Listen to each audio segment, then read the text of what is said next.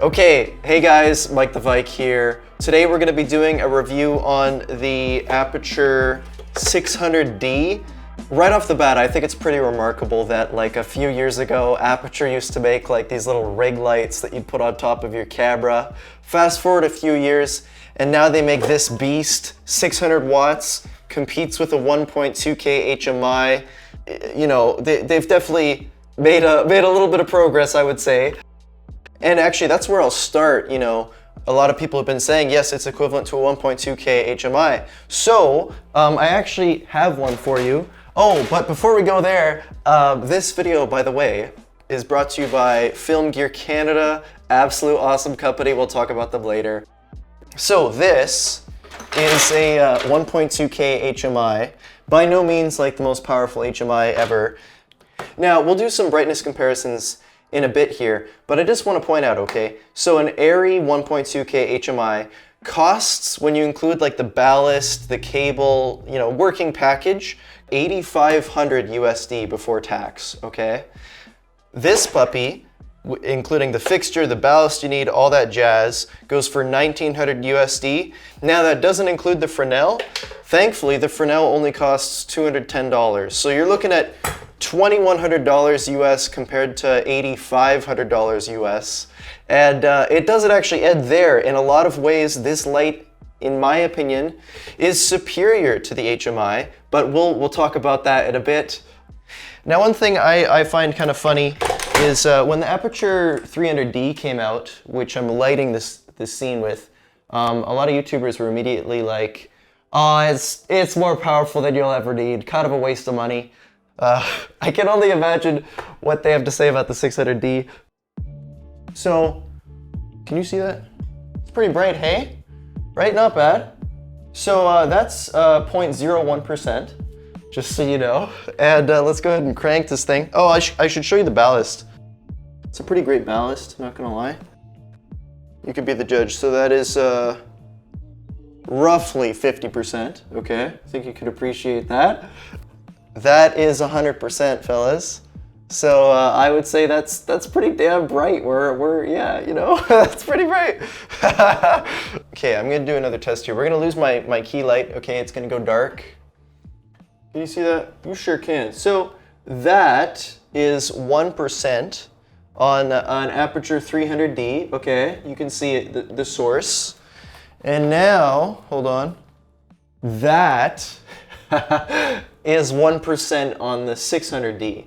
So definitely just a touch brighter, I would say. That's awesome.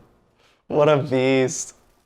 Now, a lot of people right away have the question of what do you do with this much power in a light, which is totally fair. And I'll be honest with you, another YouTube channel did a humdinger of a job explaining this. Epic Light Media, one of my favorite channels right now.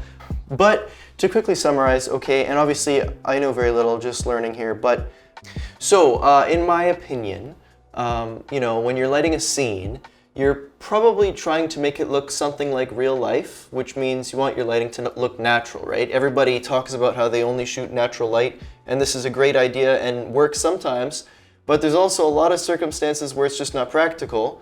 So you need to instead make your own natural controlled lighting, okay? And with a light like this, it'll let you do that a lot better than a 300D or anything not as powerful. Because you have to consider, okay, if I want it to look like sunlight's coming in through that window, you know, just think about what you're trying to replicate, right? The sun is awfully bright. But in my opinion, okay, the cooler question is, can this thing be as good or even remotely similar to 1.2K HMI? Because if it can pull that off, in my opinion, that's a huge deal. Okay, so here we go. Fun fact, bought this combi stand off of Craigslist from a church. All right, so pop this in here.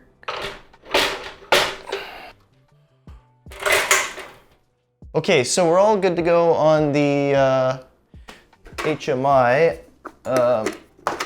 Here's a look at the ballast, by the way, just so you can see. This is very similar to the ARRI, you know, HMI. This is a Film Gear HMI, but super close. So let's go ahead. I'm gonna max out the dimmer here.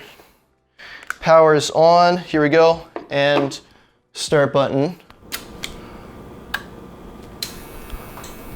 Boom, you hear that sound? Give it a second, give it a second. So HMIs, you know, it's a chemical process or something like that, so they do take a minute to turn on. Okay, I'm gonna say that's full pop, or pretty close, I don't know. But as you can see, awfully bright, okay? And now here's one of the first negatives of HMIs is, yes, they are dimmable from the ballast, but it's not that great. I mean, I'll show you. This is now mins on the dimmer. Like, really? So yeah, no, that's mins, and obviously not too big of a difference. So I'm just gonna leave it full pop. So yeah, if you want to reduce the output on an HMI, you're gonna need scrims. Okay, these are just like metal pieces of metal. I don't know. Let's go ahead and throw a double in there. So that went down a stop. Okay. Throw another double, and then we'll throw in a single. And obviously it's cutting down the light. So there's that. But you know, right away, you now have this mechanical adjustment as opposed to pretty precise dimming on the LED fixture. Oh, and another huge point here. So these scrims, they get pretty hot. They're already pretty toasty. And in general, this fixture gets really hot. You have to be aware of its presence, you know? Oh, and one thing you have to consider, okay? So the 600D here, it just has this super crappy reflector on it right now, which is like the equivalent of like a kit lens on a DSLR. This has a Fresnel on it, and now Aputure does make an f10 Fresnel, which will be super interesting and increases the output even more. I wasn't able to get my hands on it for this video, but just do bear in mind, you're kind of seeing this thing in its worst form, okay? So, $1 million question. I'm gonna just, oh man, my poor neighbors, hang on. Oh no, do I do it? No, I'm not gonna do it. Okay, I'm gonna leave this on temporarily. It's scrimmed down, dimmed down, so it's as dark as I can get it. Let's go ahead and crank up this 600D in a similar position and see how it does. Right off the bat, I mean, obviously, so again, it doesn't have a Fresnel, but in terms of output, just to the naked eye, pretty dang similar, okay? And obviously the color temp is different, like the quality of the light is different. That's interesting. The HMI is giving a bit of a cooler color temp, probably closer to 6,000, but I don't know. But you know, the nice thing is all those things can be changed, you know, with gels if you want to get picky. But let's go ahead and kill the HMI. So HMI is off, and now here's the 600D. I'll give you a split screen view so you can compare. I know this is super unscientific, okay? I truly, really apologize that I didn't do a more technical, proper comparison here. If enough people are interested, I would love to do a follow-up video properly comparing the output, but this does still show you that the 600D is absolutely similar, and that on its own is super impressive. Right off the bat though, obviously similar. And hello, we're talking about a light that costs $2,200 as opposed to $8,500. Okay, so let's quickly spam out some of the negatives to HMIs, in my opinion, in my experience, and compare it to the LED. Right off the bat is the dimming thing. That's a huge advantage, in my opinion, to LED, that you can dim down to 0.01 if you want to, all the way up to 100. That is very precise, and that's just not a thing with HMIs. Next up is obviously going to be power, right? The 600D uses 600 watts of power, as opposed to this thing using 1,200 watts.